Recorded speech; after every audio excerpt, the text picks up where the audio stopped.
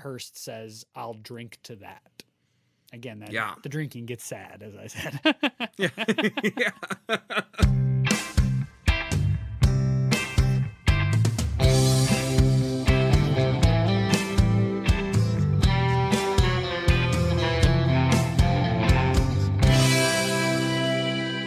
Hello, everyone, and welcome back to No Script, an unscripted conversation about theater's best scripts. I am Jackson Nikolai. I'm Jacob Mann Christensen. Welcome back, everybody. We're excited to have you. We're excited to be talking about another great script. In this case, a script from one of the hallowed theater makers of the past 100 years or so. Yeah, definitely like one of kind of a living, or was a living legend until quite recently. And kind of wrote just tons of plays that were done across genres, done by like some of theater's greats as well. Like wrote roles that the great actors of theater could inhabit well. We're talking about Harold Pinter's play No Man's Land today. Yes, of course, No Man's Land has recent prominence in our world. We may even be sort of behind the eight ball on its recent prominence in some ways.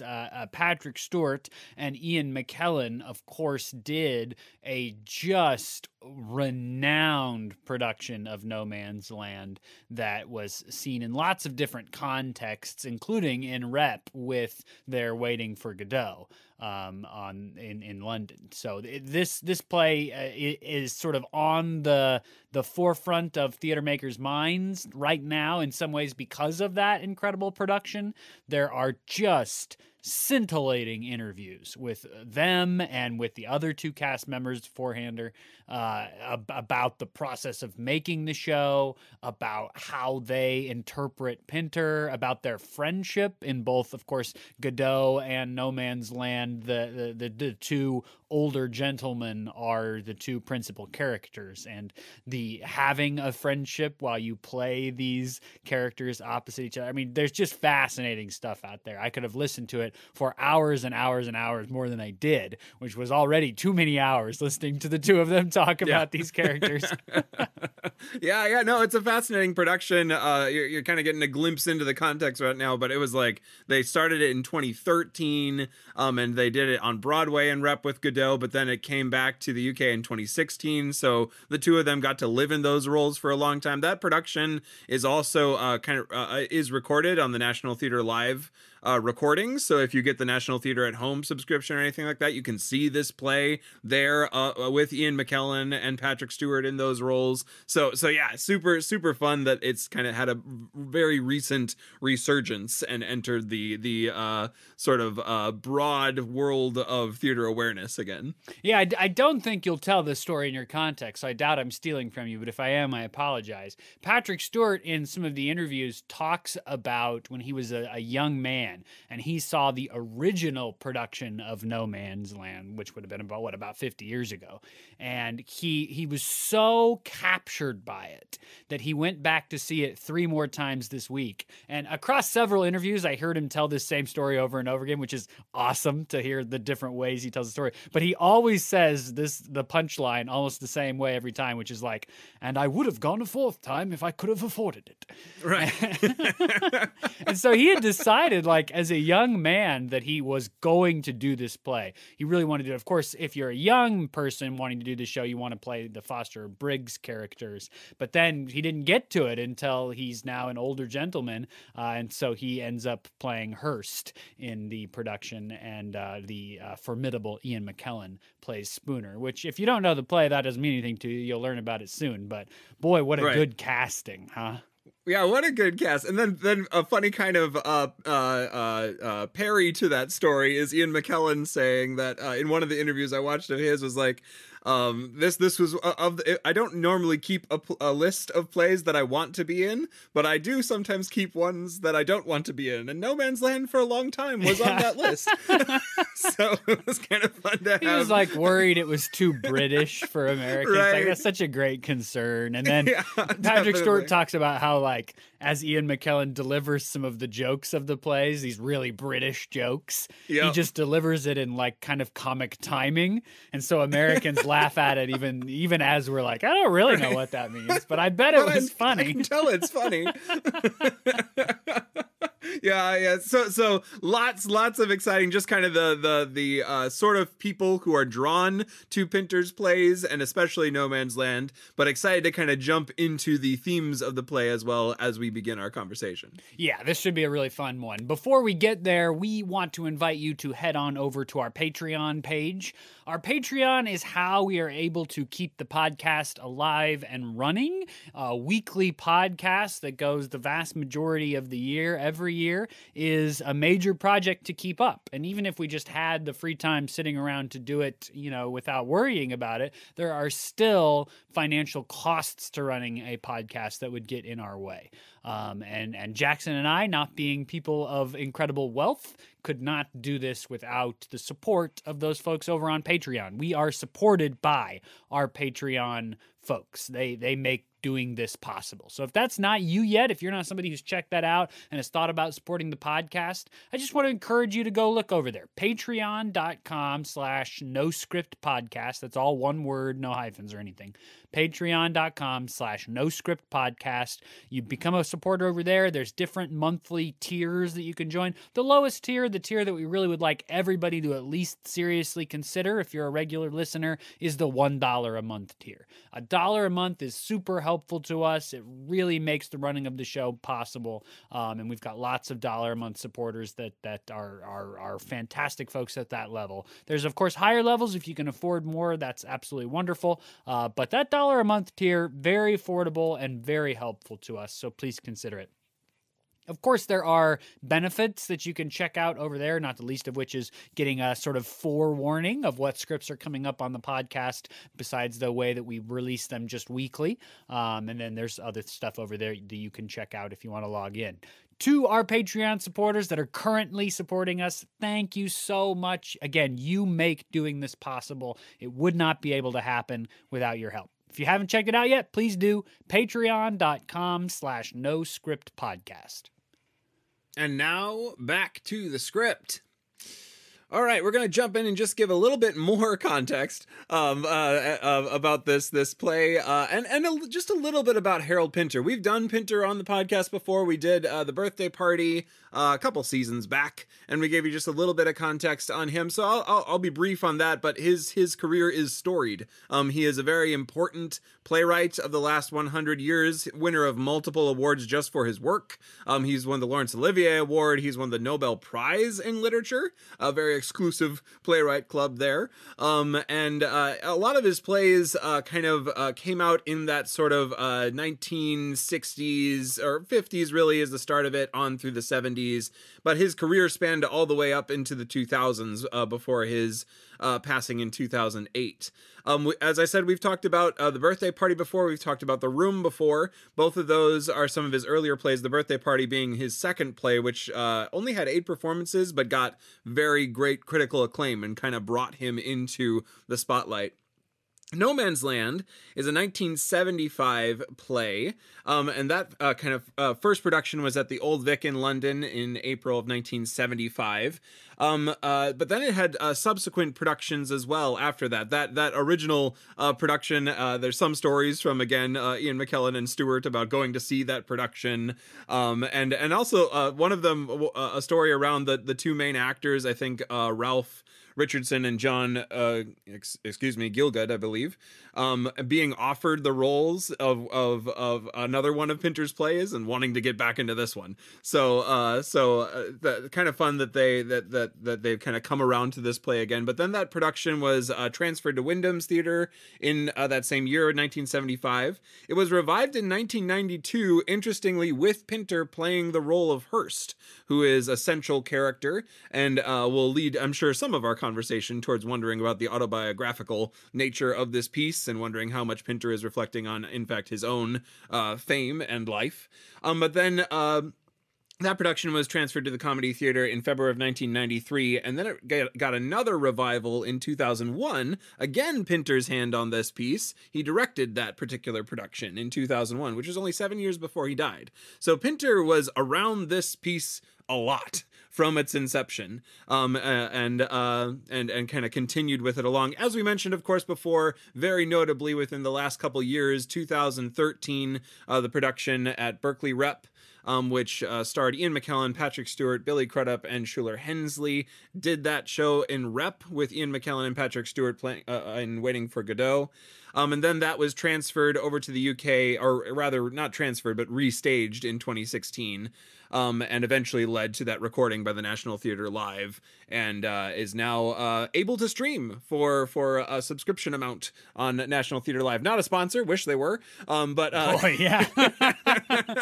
We wouldn't do a Patreon pitch anymore if we had National Theatre Live sponsor. If you know somebody that knows somebody, and we'll do their whole season. Every season, we'll just do National Theatre. Just talk about their plays every season. But yeah, it's a great play, and it'll be exciting to see this play, especially with that sort of resurgence and the accessibility of the Stewart and McKellen version of the play, just how this play continues to be done and kind of brought around, especially in community houses. It's a nice little four-hander. It's all male roles, which does kind of limit its accessibility in some regional houses. But it is certainly able to be done with just kind of a one-room set, and kind of engages some really interesting questions around. Yeah, that'll be the content of our conversation. I mean, just to briefly echo what you said about it not having many technical requirements. I mean, I think you could probably just do the play with bottles and glasses. Like, I mean, there's so little required. There's a lot of drinking in the play. Shocker! It's a Pinter play, and there's a lot of drinking in it. But other than that, I mean, there's not really much required. One more thing that just about the way that you changed the language on transferred versus restaged. I watched an interview with, I'm sorry I'm not going to have their names. I feel bad about that. But the two guys that are the younger roles, Foster and Briggs, to Ian McKellen and Patrick Stewart's Hurst and Spooner. I watched an interview with those guys, and they talked about, and this was the pair of actors that were doing it in the UK after the production had been restaged from its Broadway run. And they talked about a really interesting feature, and that has to do with your change of language, which is that they weren't just told, okay, the other guy stood here and said it like this, and then walked in through the door and raised his glass like this. They were able to really take ownership of the characters and reinterpret what was going on through their sense of self and sense of being actors. As somebody who's watched some Broadway productions in my professional life, put in actors into roles and watched those rehearsals, they are very mechanical and very now they take a 2-second inhale here, and it can't be longer than 2 seconds, and then you say this line at exactly this pace and hit exactly these words. I mean, it's nothing like you think of when you're doing actor training, when you're just getting inserted into a production. And so I thought it was fascinating to hear how these guys really were able to re-rehearse and rediscover the characters for themselves, rather than just being sort of handed the here's what the other guys did, and this is exactly what we need you to do because we're just doing this production over again. Yeah, and in a play like this, where like it is such a small cast and such kind of an ensemble feel, a lot of kind of flow between the characters. I think if I'm reading my cast list from the 2016 version correctly, that's Owen Teale and Damian Maloney. Yes, having them. Having them be able to jump in and really find the characters anew and get to play with Stewart and McKellen, who had been living in it for like 4 years, would have been a really vital part of that, I imagine. Well, and that No Man's Land production just won all kinds of awards. I mean, people just raved about it. It was really the discovery of that rep. I mean, people love Waiting for Godot, or they hate Waiting for Godot, one or the other. Right, one of the two. Patrick Stewart and Ian McKellen probably do it as good as anybody, right? But the discovery of that rep series was No Man's Land, I think, for a lot of folks, and you can really see that in the reviews and the awards that it was given. That was really the one that people just kind of blew their brains how excellent it is, and it's a really engaging, fantastic play. Speaking of which, so I got the synopsis today, and it's a negotiable synopsis. Right. There's some inference that you have to do. Right. It seems the kindest way. The facts of what's actually happening are in dispute throughout the course of the play. And so some of what I'm going to say is interpretation. It's interpretation that I feel relatively solid about, but it is interpretation. And some of it is like you don't know until late in the play, but in order to describe what's happening, you're going to learn it early. So just FYI. So we are in a very nice sort of living room, drawing room. That's the setting for this play. Clearly a lot of wealth, nice chairs, a nice bar, basically, like a home bar with tons of different kinds of alcohol and such. Very nice, very wealthy. We meet Hearst and Spooner. These are going to be our two principal characters. These are guys in their 60s, really older gentlemen. Across the course of their conversation, what we learn is that Hearst was out drinking, and a guy named Spooner kind of latched onto him while he was out drinking and was invited back to Hearst's house to continue the drinking back at home. So now, of course, we know, I think one thing for solid sure is that it's definitely Hearst's house and that Hearst is wealthy. Whatever Hearst has done in his life, he's wealthy. In fact, the original, the first two stage directions are just like, here's how Spooner is dressed in a bad fitting sort of grungy suit. And here's how Hearst is dressed in a really nicely tailored, very well kept suit. So really identifying there's a class difference there. And of course, this being, who is, I think Patrick Stewart said, like, or I said earlier, it's a very British play. Class difference really matters. And so those are things I think we know for sure, that they've come back from drinking. Now they're drinking at home. So what we learn across the course of the play, now we started to get into the interpretation stuff, is that Hearst is, his wealth and success comes from writing in some fashion. He's a poet, he's a critic, he's an essayist, and of some renown, especially when he was younger. And Spooner, I think, recognizes him in the bar. Spooner himself is a writer, but a much less successful writer. So much so that he does not really have a home. He does not really have much money. In fact, one of the other characters that comes in later on mentions that basically he's the busboy at this bar, and that's how he got sort of into sneaking into Hearst. And Hearst is alone. He lives a life of pretty much isolation. He has two friends, caretakers, manservants, whatever you want to call them. They're the classic pair of menacing side characters from Pinter's play. Exactly the same as every other pair of menacing side characters that you might have met across Pinter's work. This time they're called Foster and Briggs. And they are they're in this triad with Hearst. They take care of him, they do the cleaning, they do the picking up, and they're also fiercely, menacingly protective of Hearst. So across the course of the play, my sense of the plot is Spooner is sort of in this long play to get in to Hearst's inner circle and sort of use this connection that he made at the bar to establish a more secure position for himself. He does that by just sort of constantly going around and around about who he is in relationship to Hearst, what shared memories he and Hearst may have or not have. And he can do this because Hearst, I think probably, we nowadays would say, has some form of dementia. He's struggling to hold on to the facts of reality. And so Spooner is able to sort of interpret and reinterpret some of those facts and memories for him across the course of the play. Of course, Foster and Briggs are also able to do that to Hearst. And it becomes sort of a back and forth battle over Hearst between Spooner and Foster and Briggs across the course of the play. We don't really know if Spooner and Hearst know each other before the action of the play. They both at various points claim that they do, but for totally different relationships and interactions. Right. I suspect probably not, but I don't know that for sure in any capacity. So these sort of servant bodyguards that Hearst has end up at the end of the first act locking Spooner in this drawing room overnight. After Spooner's sort of insistence at how he knows Hearst, all of his attempts to get into Hearst's inner circle have really distressed Hearst to the point where he actually at one point crawls out of the room, comes back in a dressing gown, sort of totally befuddled, and these two servant bodyguards, Foster and Briggs, who are much younger, by the way, escort Hearst away and lock Spooner in this room overnight.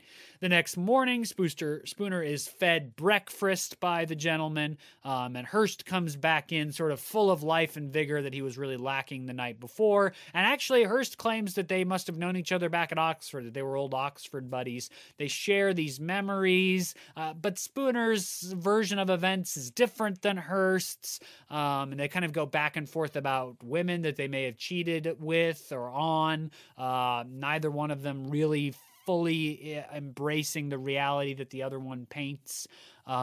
Spooner ultimately tries to undermine Foster and Briggs' relationship with Hearst. They're taking care of him. They're secretarying of him. I just made that a verb. By saying basically, I can do it better. And then ultimately, Hearst sort of says, you know, you're a total stranger. What are you doing in my house? And Hearst, F. Spooner gives a very long monologue, sort of purporting his virtues. Here's what I can do for you. Here's why I'm the best person to be your new kind of inner circle guy. And Hearst says that they should change the subject, and finally sort of describes that cold winter is coming on and that he's going to stay in this icy, silent no man's land, which is the title of the play. That metaphor has come up earlier too. All of that is very interpretable, right? I mean, in fact, a lot of what this play has for people and why it's generated so much conversation over its 50-some years or getting close to 50 years now is that it's this sort of riddle. Like, what is really going on? There has been interpretations as far out as like this is a kind of purgatory, and Hearst literally almost did drink himself to death and now is in this kind of purgatory, to as sort of concrete and stable as what Patrick Stewart and Ian McKellen described, which is just like Spooner, this bad poet con artist guy trying to make some money and a solid life off of this old famous writer who can no longer keep track of the facts of reality due to his dementia. Yeah, it's a very kind of esoteric, open for interpretation sort of play. There are some concrete things though, and I think that is the sort of power dynamic of the different characters within it. Because I think you described it pretty well. Spooner is trying to kind of insert himself into what McKellen calls this menage a trois of people who are this sort of unit of Foster, Briggs, and Hearst, who have this sort of we talked when we talked about Birthday Party about Pinter's use of the theater or comedy of menace, and this sort of feeling of something's amiss here and it's threatening. It's hard to put your finger on it, but it's kind of floating through and flavoring all the interactions. And that sort of triad of Hearst, Spooner, or Hearst, Foster, and Briggs, kind of having that sort of like something's amiss here, and Spooner's trying to figure it out and negotiate how he can maybe get into this without hurting himself or trying to come out ahead, is like it's kind of the negotiation of the stranger comes to town motif.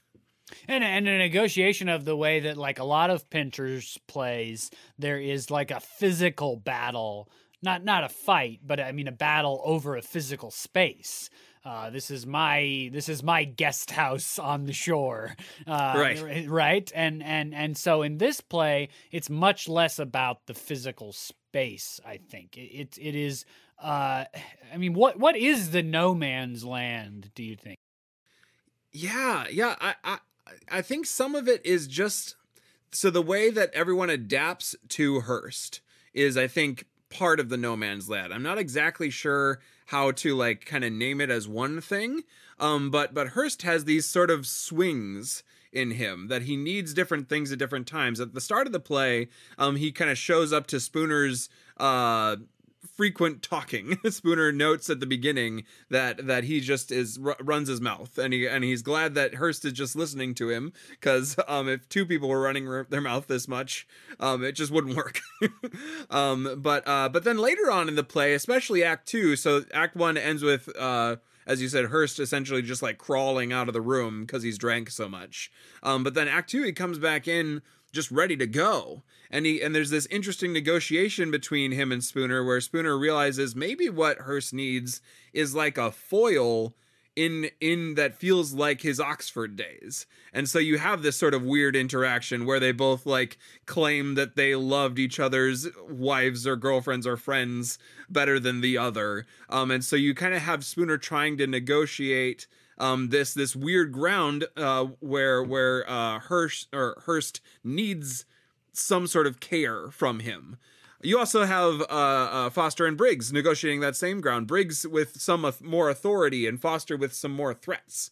That they're kind of negotiating this space of, no, you have to go on your walk, Mr. Hearst. No, you need to, I'm not going to give you any more to drink, Mr. Hearst. And they're kind of using that sort of almost like nurse sort of role or secretary sort of role to kind of negotiate what Hearst needs most in order to advance their own goals. Yeah, Pinter has talked about, like, let me see if I can find my quote here. He says, "We're faced with the immense difficulty, if not the impossibility, of verifying the past. I don't mean merely years ago, but yesterday, this morning. What took place? What was the nature of what took place? What happened? What's happening now?" That's sort of Pinter's sense. That's a quote from some of his writing about memory, and memory plays this really important role. And I wonder if memory is some of what the no man's land is. I mean, Sure. there are various points. You would think, right? My memory is mine. It's like, it's my ground. I own it. I have safeguards around it. My memory is mine. And I think some of what happens in this play is that Hearst's memory, the sort of collected experiences that he keeps in his brain that define who he is literally not his own. It is being reinterpreted by all three of the other characters, most notably by Spooner, because he's the one that we're following in his attempt to establish a position. But Foster and Briggs clearly do it too. And it's like by grasping and saying, I just think that Spooner he's intruding, right, into he makes a no man's land out of Hearst's memory when it should perhaps be his own. Yeah. So in that way, you kind of see it as like, perhaps like things were fine before you showed up, Spooner. The sort of, I don't think things were fine before Spooner showed up. I mean, Hearst seems pretty miserable and lonely. He's basically blockaded from the rest of the world by these two guys that I think probably these guys, they're not the same as Spooner, but in some ways they are. Because what do we learn about Foster? Foster is also a failed he's actually an up-and-coming poet rather than a failed poet. But you sort of imagine that this may have started in a similar way, where some writer was like, I can wield my way into this famous writer's inner circle, and then they get there and they sort of blockade him from the outside world, I would imagine, in part to live in the luxury of his wealth. And so I don't know that everything was fine before Spooner showed up. I don't know if that's quite accurate. And in fact, if that were true, I don't know what the point of Hearst would be, actually. Like, I actually think Hearst seems to be genuinely reaching out to find some connection with Spooner. Spooner just keeps bungling it up. Yeah, no, I definitely agree. I wonder if the everything was fine is more like, especially Briggs's perspective. Like Right. Yeah, that's true.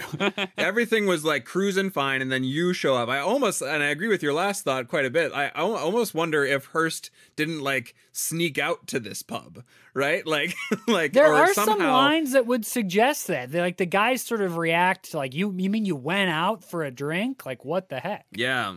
Yeah, there's this almost kind of again the sort of menace of, I feel like, because like Briggs kind of serves as this like this go between person between Foster and Hearst, because I think it's Briggs who actually like headhunts essentially Hearst Foster into this job. He has or at least a version of the stories. There's so many long stories told about how everyone is interacting with each other. But a story that Briggs tells is this scene with him and Foster, where he gives him directions essentially, and he likes his face, so he like finds him eventually and asks him to come back and kind of be this other force for him to help be a secretary to Hearst. So you have sort of Briggs's worldview of like, I had this thing working fine, and now this other person is here.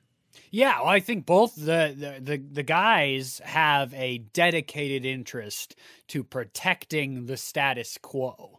Yeah. And both Hearst and Spooner seem to be wanting, like, I think they could probably be interpreted as dual protagonists. You know, I think in some ways they are both on this journey to get something out of the other, and the Foster Briggs characters act as sort of an obstacle to both of them because of their desire to keep things exactly as they are. Spooner is interested in this sort of establishing a position, a relationship, but I also, one of the things that I think is really interesting about Spooner is where the play ends. So he's gone through these multiple attempts to sort of establish who he is and why Hearst should trust him and all this stuff. And finally, at the end, as we talked about, he's got like a 3-page monologue where he describes all this great stuff about himself and why he would be there to help Hearst, what a great friend he would be and such. And that does not really cause any reaction. Literally, the stage direction is silence.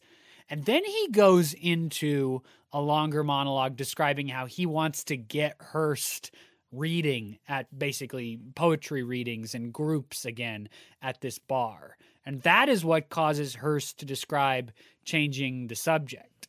And so I also wonder if Spooner is looking to sort of improve his professional career by playing agent to this famous poet that's not writing or doing anything anymore. And if Hearst is able to sort of at the end sniff that out, or if it's just his fear of going out to be vulnerable as a celebrity poet again, or writer, whatever he is.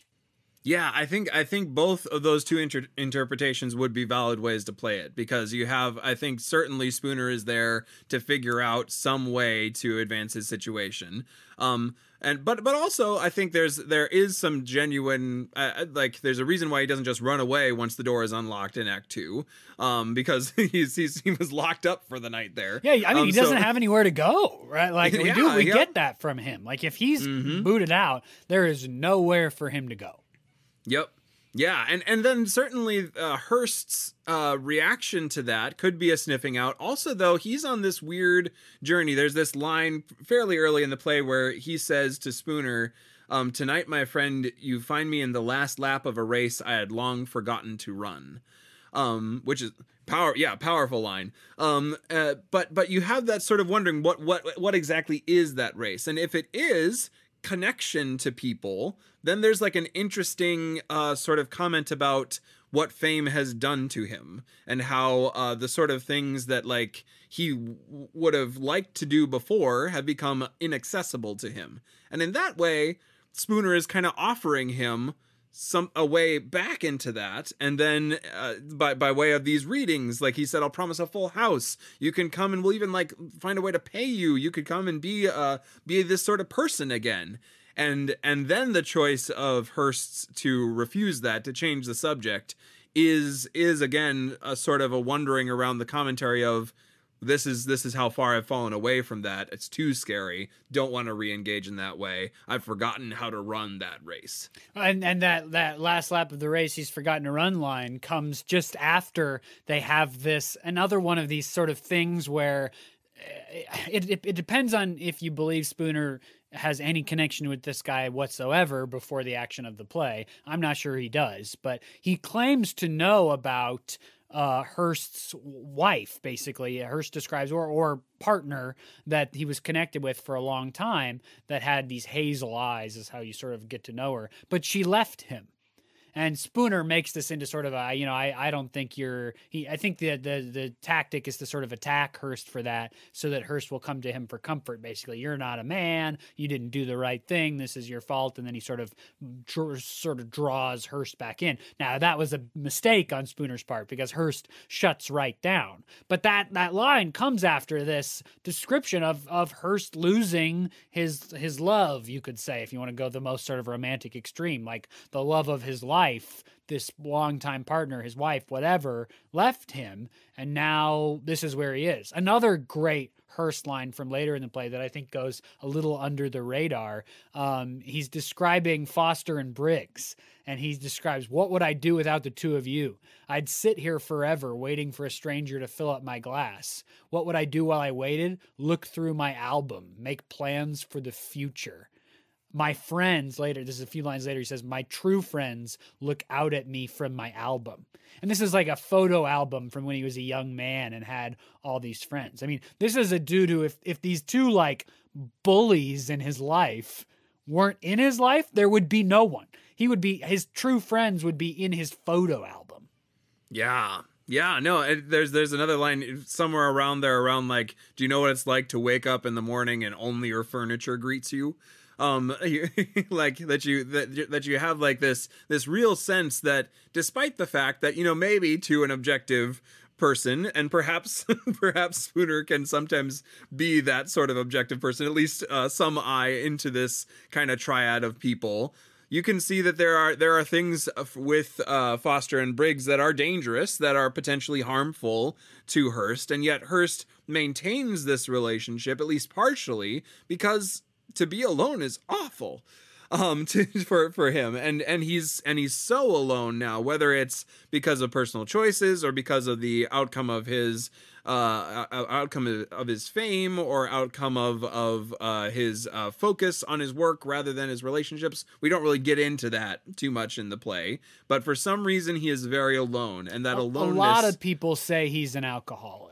I mean, yeah. He drinks enough in the play to justify that for sure, but that might be the thing that both ruined his career and his relationships, is his constant drinking. That's an interpretation, but that's a common interpretation. Yeah. I mean, honestly, like this play swings at the same plate as O'Neill in terms of like using alcohol as an inhibition remover. Like it's like to that degree. They show up. It's interesting though, because in O'Neill, a lot of the time, I don't know that you get the same negative outlook on alcohol as like I do think in this play, the drinking gets sad. I mean, it doesn't start sad, but it gets sad by the end of the play, the amount of alcohol that they're consuming. But it's interesting though, because you're describing this, Hearst is so isolated and alone, desperate for any kind of connection, that he brings this guy home from the bar, just some stranger, the bus boy, basically, a 60-year-old bus boy. But that the end of the play is Hearst deciding to stay in isolation. I mean, I don't think there is a reading of the end of the play where Spooner gets his goal. I mean, Hearst, the last two lines, Spooner says, "You're in no," this is after Hearst has totally shut down Spooner's attempts. The last two lines, Spooner, he says, "You're in no man's land, which never moves, never changes, which never grows older, but which remains forever icy and silent." Hearst says, "I'll drink to that." Again, the drinking gets sad, as I said. Yeah, and that's all like kind of moved toward, or he is kind of pushed in that direction by Briggs and Foster again, because after Spooner's monologue, he's kind of done talking until that last line about no man's land. The next like 2 pages after that long monologue where he makes his pitch is Hearst kind of walking the road towards that last statement of just the sort of loneliness of this, and Briggs and Foster sort of throwing in little guiding things along the way. It's great the way the language works. So Spooner has that long monologue. It ends with him sort of proposing that they get Hearst back on the poetry circuit or whatever. And Hearst says, let's change the subject, or something to the effect of that. And then there's a whole, in classic Pinter style, they have a whole probably 4 pages about what the language means about changing the subject. Yeah. And it's Foster and Briggs. It's totally about tactics and goals, right? Because the conversation itself is sort of nebulous and almost silly, almost absurd about what changing the subject means. But what is really going on is Foster and Briggs are saying, you change the subject, that's it. It's over. We're not going back. You said he has to leave. He has to leave. This is, now we've won. We are not going backwards ever. So even though the conversation itself is a little bit, let's even call it sort of empty, the discussion is about the English language. Right. The tactics, the goals, what's going on underneath it, the subtext is so brilliant and character-based and enticing. Yeah. The way that it kind of weaves over and over each other. There's a series of lines where it's like, what is the subject? The subject is we're not changing the subject. Oh, and the subject can never be changed because we're never changing the subject, and thus we are always talking about the subject never changing. So you kind of get this like snarl and rat's nest sort of trap, really, or maybe not trap, but like a web that they're sort of weaving, or a hypnosis that they're sort of weaving around Hearst. That kind of draws him further and further away from the possibility that Spooner will kind of release him from them. No, absolutely. I totally agree. I want to make a comp for this play that occurred to me as I was preparing, and I hadn't thought about it before. I think this play in some ways reminds me of Who's Afraid of Virginia Woolf. In the same way that in that play, some of what is going on is a sort of, I dare you to pop the bubble. I dare you. This story that we're telling together about our shared life, George and Martha, off the top of my head, I think those are the characters' names. They're sort of this, like, we're telling this fictitious memories that we have about our fake child. Spoiler alert, the child's not real. Weren't expecting to get that spoiled for you today, were you? They're sort of some of the play is this sort of test of, we have this story, who's going to break it first? Are we going to break it? Can we, in fact, hold on to the story long enough to keep everything fine and dandy? And that, I think, happens in this play, but rather than being this long extended version of it, you have sort of I do think there are three separate stories that are told that then this sort of test, like, can we keep this false narrative going long enough for something genuine to happen in the midst of everything false? I mean, that's what happens in Virginia Woolf, right? There's something genuine they're searching for in their marriage, even amidst this web of lies that they spin as a way to find the genuine thing. And that happens in this play. Hearst comes into the room 3 times, and each time it's a question of, like, amidst this thing that we're going to try, we're going to create a relationship for each other between us that's not real, I don't think. I don't think any of them are. The most obvious one is the Oxford buddies at the end. It's like, can we find a genuine connection for us that will satisfy us both amidst the falsity?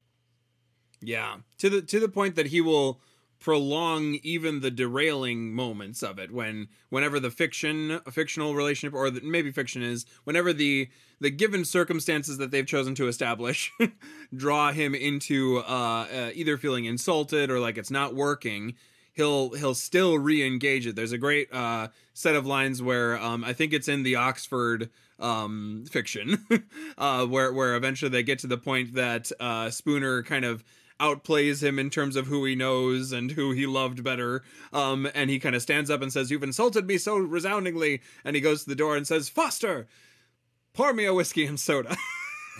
rather than kick this person out, throw him out of my house, it's we're gonna reset and kind of go into this some more. So you have the sort of you have that sort of like Hearst continually re-engaging with the hope that we're going to kind of come at this from another angle that maybe will spark something. Well, and Hearst also, he's got a great line too. He says, there are places in my heart where no living soul has or can ever trespass. And that's another line that I think perhaps goes a little under the radar, but is maybe crucial to understand what Spooner does wrong 3 times over.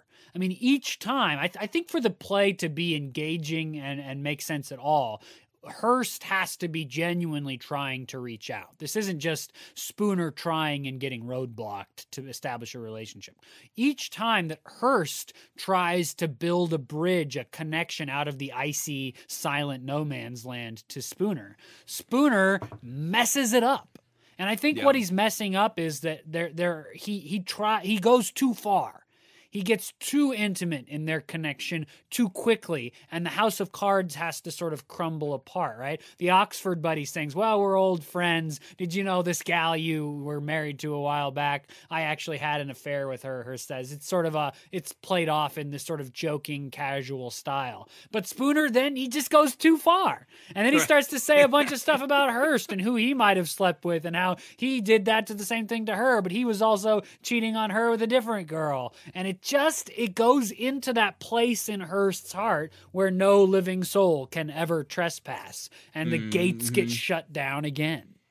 Yeah, which then provides the opportunity for Briggs, especially, and Foster to step in and be like, no, we figured this out. We've had this for a longer time. And you kind of, you get the sort of, it's like the traveling salesman trope in Spooner, right? This person, it's a little bit like Music Man-esque. This person who is willing to adapt and change and can do it pretty well, but then eventually like gets a little too far. And in this case, I think ends up. Although, I mean, he kind of ends up like you get the sense that the conversation is over at the end of the play. Though there is not like a firm, like you kind of almost get the idea too that this could continue in perpetuity. Like give it 2 more drinks and they'll be on another different tangent. But I do think what changes, what causes the end of the play, I think, is Spooner's monologue. I think he lays his cards on the table. The game sort of end, right? It's sort of like the end of Virginia Woolf, where George finally just pops the bubble and says what's really going on. And I think Spooner does that at the end of the play. I think the long monologue, the cards get laid on the table. He just says, I want a position with you. Yeah. I'm a great guy. I'll be a great secretary, bodyguard type person. Oh, and I also have this other dream where I rekindle your career and I get the renown for bringing back this famous writer into the limelight. And when he lays his cards on the table, the game of let's find a way that we've had a friendship all along by reimagining, reinterpreting our memories suddenly can't go forward. I mean, it would be almost impossible for them to do this again after Spooner has said that monologue, I think.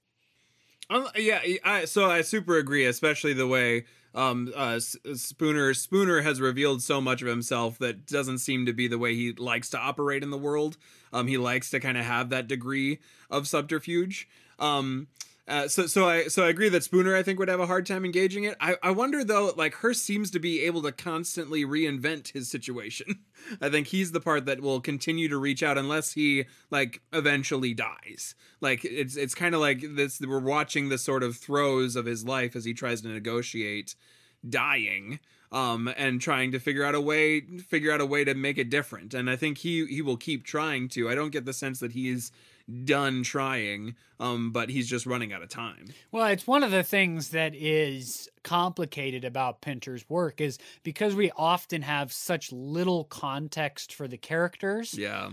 We're very often left to sort of imagine the stakes for the characters for themselves. What's never lacking in Pinter's work is stakes. I mean, clearly every encounter a Pinter character ever has is like the most important thing they've ever done. Very and you're weighty. Never sure why, because you never know much about these guys.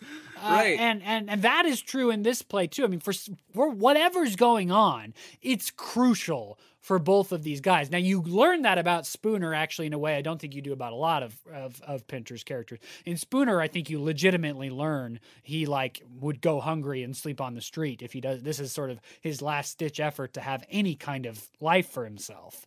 And so with Hearst, you're sort of left to imagine a little bit. And so I wonder if this, his sort of escape from under the watchful eyes of his bodyguards to get to this bar is his last ditch effort. Like, is there a way out for me from the icy, silent no man's land where nothing happens and I'm alone? And that's the stakes, right? This is my last chance. This is my last effort. And he's getting old. These guys have total control over every part of his life. And this was his chance. And it happened to be with this guy who couldn't just keep his mouth shut for 5 minutes right. in Spooner and ruins everything by just talking too much. Well, we are about at the end of our time for this show. This show has like just so much electricity in it. As I think we said just a couple minutes ago, there's clearly stakes happening. There's big stuff happening in these characters' lives. In each of the characters' lives too. Like there's surely something going on with Briggs away from here that he's doing all this for. There's surely something going on with Foster, but we spend the most time with Hearst and Spooner. Yeah, they have some kind of relationship where Briggs helped Foster. Yeah, I mean, this is at least one of the stories they tell. Again, the stories people tell are sort of up for grabs if they're true at all. But they have some sort of previous relationship to this that goes, again, sort of without any context. It's hard for us to grab how that would influence what they're caring about here. Which means that this play, you can go and see it and it'll be 2 different plays, not 2 different full plays, but like the sort of interpretive steps that a crew can make on this play are all over the place. They're really robust. It's a great play that kind of welcomes in a team to it. So we'd love to keep talking about it. We are out of time on this podcast, but we'd love to keep talking with all of you out there. If you have been in this play, seen this play, watched the National Theater at Home version of the play, or read it, want to have someone to talk about it with, we are great people for that, and so is everyone on our Facebook, Instagram, or Twitter, which you can find at the username at NoScriptPodcast. We also have a Gmail, noscriptpodcast@gmail.com. Find us on any of those sites. We would love to keep talking about No Man's Land with you. Absolutely. If you've liked this conversation or any of our other conversations, we encourage you to pass us along to your family, your friends, your colleagues, anybody you know that likes the theater, that likes storytelling, that likes acting or even movies, anything that is sort of in this vein of looking at how stories are told by performance artists together. Send them our way, and I think that they'll enjoy the podcast. They can find us on Podbean, where we're hosted, but more easily on Spotify, Apple Podcasts, Google Play, or YouTube. And you can also like us on Facebook, where, if you don't want to have to go and search things out, if you got a less technologically savvy person in your life, they got a Facebook, they like us on Facebook. Every Monday, the link appears and they can click it and it'll play. That's a great way to just stay updated with us there. So until next week, when we're talking about another of theater's best scripts, I am Jackson Nikolai. I'm Jacob Mann Christensen. Thanks for joining us for No Script the Podcast.